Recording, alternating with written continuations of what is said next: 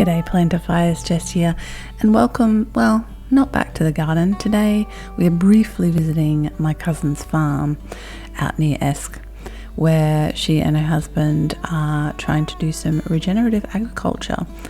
So we went down there recently to help them plant over 200 native trees to help revegetate the top of this hill and create a wildlife corridor.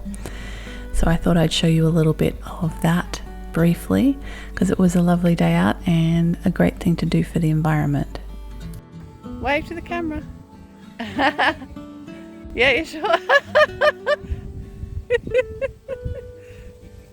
Good work. Of course, we're trying to do a similar thing here on our property on a much smaller scale since we only have 1.5 acres. But it's great to see kind of the experts at work. My cousin's husband is a landscaper, so he knows what he's doing. And also another job we did recently was visit the local horse farm. They run classes here with the horses, and I managed to connect with the owner so we can go and collect horse poo for our compost, which is fantastic. So we have done that a few times now, and the nice thing is that the workers on the farm kind of clear it all up out of the paddock and just dump it around these trees. So all we need to do is mosey on down and fill up bags and bags full of black gold for free, which is fantastic. And then we take it home and we mix it in with our compost, or if we have too much, we just make a big pile of manure and let it rot down for future use. So that was a nice thing to do, especially as the rains have started to come back now, and we're really getting into making our next batch of compost out the back in our big compost bays. Got a bit of produce out of the garden this month, so some kohlrabi that was growing reasonably nicely. I've got some others dotted around the place, but these two I think were ready to be picked, maybe even a little bit past being ready to be picked. I've not grown this before, so I'm not quite sure exactly how it should look when you harvest it, although I feel like it's probably best harvested when it was round. I feel like it might have gone a bit past its kind of best, and it was when we cooked it up, we roasted it up, it was a little bit tough, but you know, it's edible, that's fine. Got some beetroots out of this little beetroot part of the garden as well, which is lovely, which we got to eat recently. I just tend to roast root vegetables. I'm not very fancy. Well, I should say Nick tends to roast our root vegetables. I'm not really fancy with what I do with them, although I think I would like to maybe grow some more beetroot and actually pickle them. I think that would be really nice. Also a bunch of tomatoes that are growing wild here from those self-seeded tomatoes from last year, which the parrots have unfortunately also found. So sometimes you can see the king parrots in here nomming on the cherry tomatoes, but that's kind of why I've left them go a little bit wild and just ramble through the garden, because that protects some of them from being eaten by the wildlife. But nice little haul there. And some kale and some leeks, as you can see. We've got heaps of kale at the moment. It's growing well and hasn't really been attacked by anything, thankfully, whereas a lot of the other brassicas have gone past being okay. So I've got this lovely perennial, I believe, basil or Greek basil, that's what I was told anyway, from the harvest swap, and this other stuff as well. You can see they've got a bit of hail damage because we had a hailstorm recently, and unfortunately these seedlings copped it, but they've all kind of survived, and I wanted to get them in the garden. So of course the first stage is always to clear out the old. So I've got some old tomatoes that are growing here. They didn't do particularly well. I think it's because I'm still building up the soil in this spot. Also just below this garden bed is a whole big gravel pit basically, because I don't know if you can just see there's a retaining wall built just there, and I don't know if that has any impact on stuff growing here, like the stuff especially with deeper roots, if that is and has a negative impact on them. If you have any knowledge about that, I'd love to know. But I'm just slowly trying to build the soil up and up and up, higher and higher with compost. You can see there's some marjoram and thyme kind of growing on, and that's shallow rooted I think, and it's doing quite well. But I decided to put some cucamelons in here to grow up this trellis, and hopefully we'll get a nice crop of those. And then on the other side I've actually put in some cherry tomatoes. Look, I would not normally grow tomatoes in the same place again.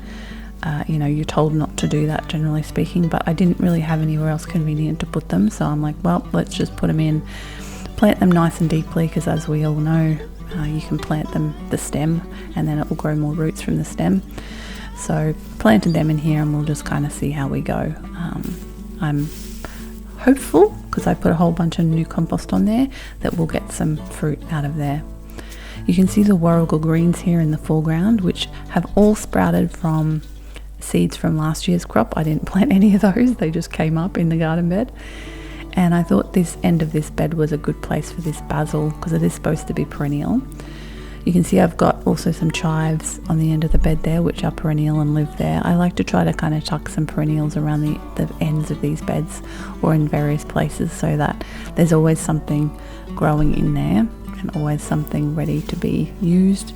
Especially herbs, they're always great to have growing all the time, because you can just use them in anything that you're cooking. I made a really nice omelette actually the other day with a ton of different herbs in it, so that's always a nice thing. It's an easy thing to cook, and an easy thing to just throw whatever you've got growing into the garden. I had somebody last week on one of my videos comment about a door to nowhere, and I realized it looks like we've just built this structure for absolutely no reason. But if you're new here, you might not know we originally had this completely netted. I'm putting in snake beans here, by the way. We had this completely netted to try to keep like the brush turkeys and other pests out of the garden, but the net disintegrated, and we discovered that obviously when you mess with the balance of nature, things can go wrong. We had a grasshopper plague in there last year, which did not go well for us. But if you can still see, you can see it here now, there's actually still a fence around this entire structure. So we have a rodent mesh fence around the entire structure, which so far, fingers crossed, has kept the turkeys out, which is the main point. I mean, we know they can fly. They know they can fly. They have perched on the top once or twice, and I've run out there and like shooed them off, because I do not want them getting in their heads that that is a place for them to be. But so far, we haven't had turkey problems in here. So I also planted a bunch of seeds, direct sowed seeds. So I think in the other garden bed, I put maybe some squash, like some button squash, I think is what I put in there. And what I'm planting here now, I'm doing some zucchini and some button squash, I believe. I usually show the camera what I'm planting, but I totally forgot to do that this time around, so I'm just going by memory here. I've got a few different varieties of zucchini in at the moment, some of which are baby plants, but I wanted to get more in, because I've found in the past that I kind of get a glut and then they don't really produce a lot. So I kind of want to succession plant the zucchini, so I actually have some growing. I've got some cucumbers on the trellis to the right of screen there, just starting to come up, which is really exciting, because we were away in September and October, and I basically missed the big cucumber growing window. So I'm hoping to get some soon. So yeah, squash and zucchini and all those sorts of wonderful things going in here, giving them a bit of space. We've just redone these beds in the last few weeks. I showed you in a previous video how we kind of redid them. Now what I'm doing here is I'm trying to work out where the bamboo frame is above the bed, because what I'm doing is planting some purple beans. And I want to be able to actually hang, probably, I haven't decided for sure, but probably hang some twine down for them to grow up, or just hang some sort of trellisy type thing. And I probably should have done it when I planted them, but I was running out of time, and I'm like, I just want to get these in and I'll worry about the trellis later. They have sprouted now, or some of them have, and so I need to figure that out ASAP. That'll probably be in the next video, or the one after that. I'll show you what I've done there.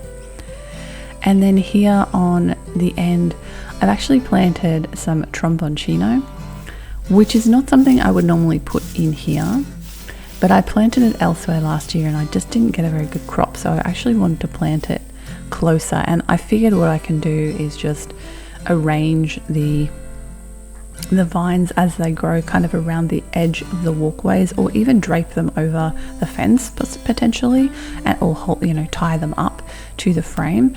I could even like make them go up and over the frame at the top. I hadn't actually thought about that until this point, but we're going to experiment with putting that in here and see how it goes. So we may end up with a Tromboncino grotto or something in there. I guess we'll find out if they grow well and if I can work out how to make that happen. And then of course watering them all in, the most important step. Finally, I also in the front garden have planted a few vine plants. We've put in some watermelon, some Queensland blue pumpkin, some Jarrahdale pumpkin, and just to let them kind of meander around this area, because I haven't again got the plants I want to put here permanently yet, because it's going to be a perennial garden. So it was just sitting here bare, and I thought it's stupid to just leave that space with nothing in it. I may as well put some annual something in there and let it grow, and then when it's finished I might have the other plants that I need ready to go in.